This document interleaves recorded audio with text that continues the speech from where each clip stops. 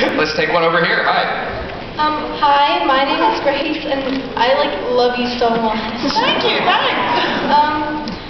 I was wondering if you could play the companion of any other doctor, who would you play the companion of? Ooh, that's a good question. I would probably say Christopher Eccleston.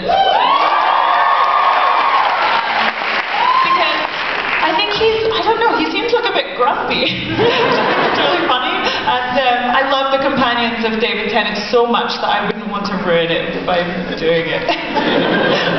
It would be cool to see an all-companion adventure, just companions from all the different doctors getting together. Or maybe Arthur has this funny idea of all the companions just in therapy. Hello, my name was Rose. I had the 10th Doctor. Hello, Rose. I'm a recovering companion. Hi.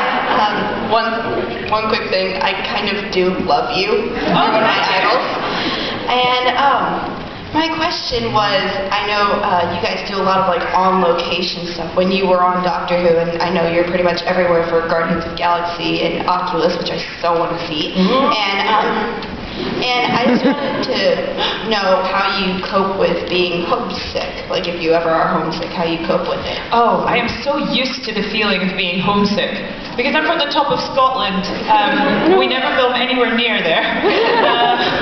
But you know what? It's kind of just a sacrifice you have to make if you're going to be an actor, I guess, because you just don't know where you're going to be shooting. And I just try to go home as much as possible, and Skype really helps. Yeah.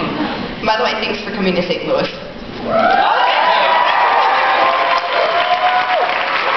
Since you said, ooh, scary about Oculus, there were obviously a lot of monsters, a lot of scary moments in Doctor Who, and Oculus is a scary movie. Yeah. What kind of scared you as a kid? Probably, rather than physical things, it would probably be a fear of the unknown. So anything paranormal, anything I didn't quite understand.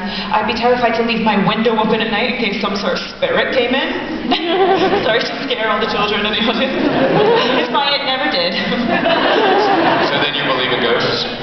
Oh, I don't know. You know what? Yeah, probably. I feel like our brains aren't developed enough to understand everything yet. So it's maybe in the future we'll be yeah, ghosts. No big deal. Just a ghost. Just a ghost. Yeah. No biggie. Angels?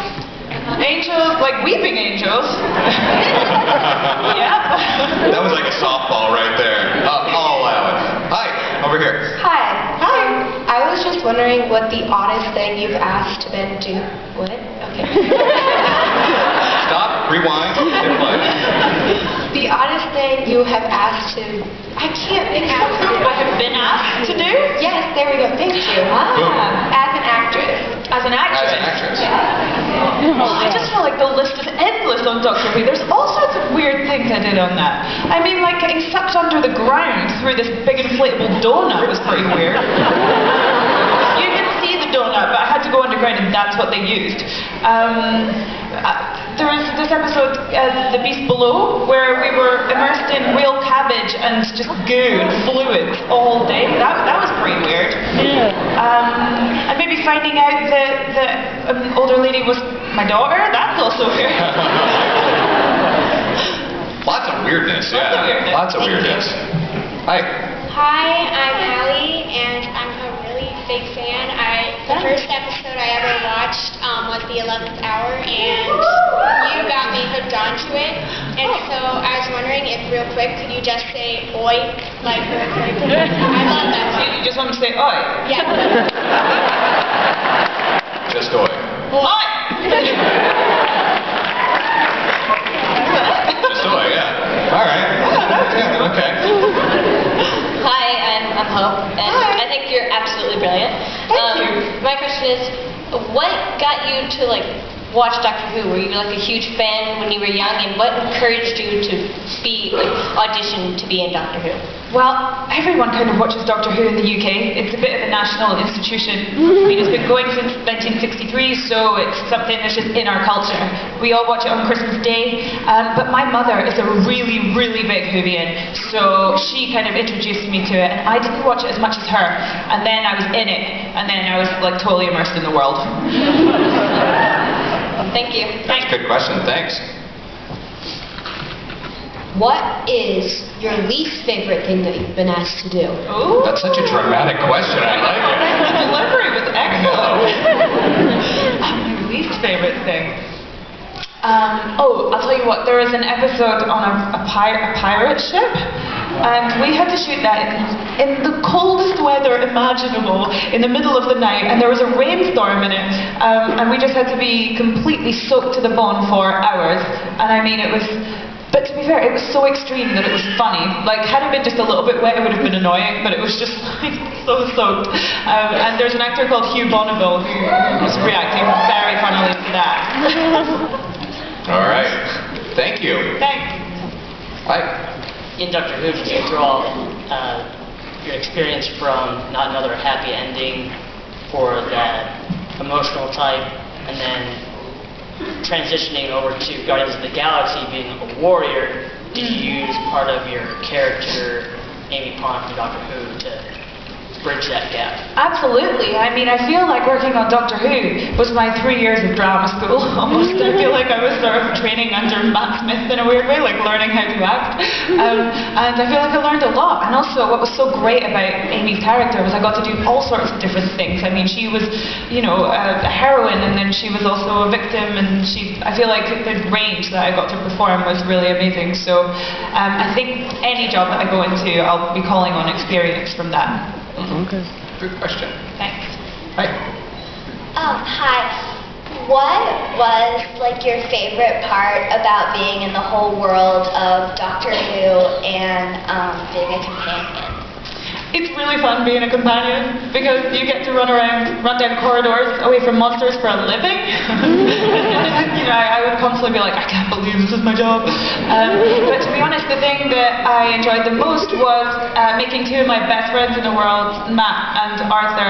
I just got to go to work with my friends every day. And honestly, and we're not just saying that, we're still really good friends now. And we always will be because we formed such a strong bond after working in something like this. It's quite life-changing. So it's probably that. Thank you.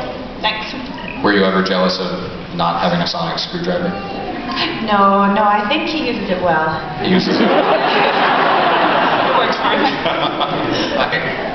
Hi, I'm Tana, and I just wanted to tell you that I'm like a really big fan, and you are my favorite companion. Thank you very much. And I'm kind of freaking out, so sorry if I jumble my words. Oh, sure. Okay, so my question is there, like, what was the hardest scene on Doctor Who, like, for you? The hardest scene. I'll tell you what the hardest scene to film was the last scene that we ever filmed. Oh my god, to get through that was very difficult because it wasn't even a very significant scene. It was in an episode called The Power of Three, and we had to just walk into the TARDIS, and that's all we had to do. It wasn't really like a big moment, there was no real weight behind it, but we all knew that those were the last moments that we would ever play the characters.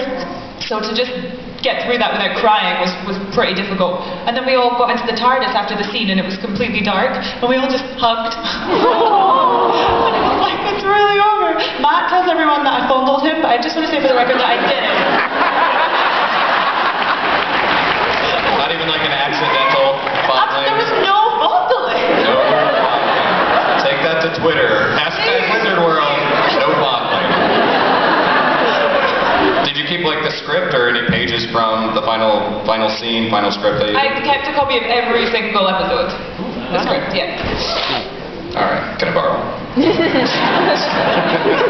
Hi. Hi. I just had a quick question. What was it like being able to return to Doctor Who for Matt's last episode? Oh, so surprise. Well, it's really funny because I was adamant that I wasn't going to do any cameo appearances after I left. I was like, never will I do that. It takes away from our exit, and then of course I go back and do one.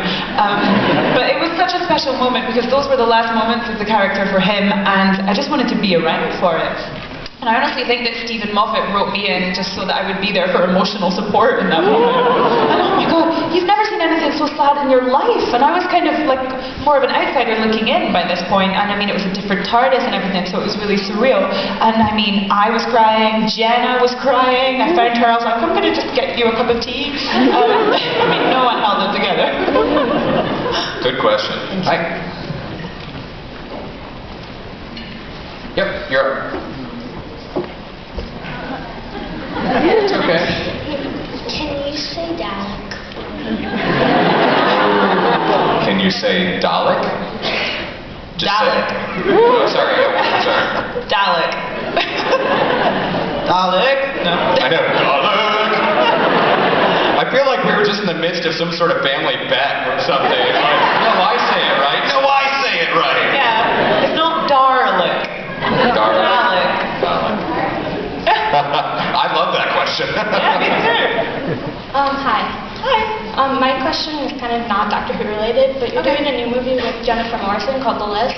Yes. There's not really much out about it, but I'm really excited for it because you and Jennifer Morrison are two of my favorite actresses. Oh, thank you very much. She's the best. Thanks. Oh, sorry. I think she's sorry. I don't know, I just missed something. Oh, we missed it. Okay, sorry. What was the question? The question is, can you tell us a little bit about that and what it's going to be about, because there isn't much out about it. Okay, so I've done a film called The List with the wonderful Jennifer Morrison from Once Upon a Time. She's a really good friend of mine now. She's really nice. Such a good actress. So the film is about a guy who goes out with a girl played by Jennifer Morrison, who then gives him a list of all the things that she wants him to change about himself. And he just works through the list trying to change everything. And maybe comes to a realization at the end that maybe there shouldn't ever be a list. I play his best friend, who's this really neurotic weirdo who has a child. All right, when is that coming out? Oh, sorry, what? Thank you, sorry. Thank you. Thank you very much. When does it come? Oh yeah, when are we seeing I that? actually don't know. There's no date yet. But it has been filmed, so Yeah, it's in the can. keep an eye out for The List. Yeah. Hi.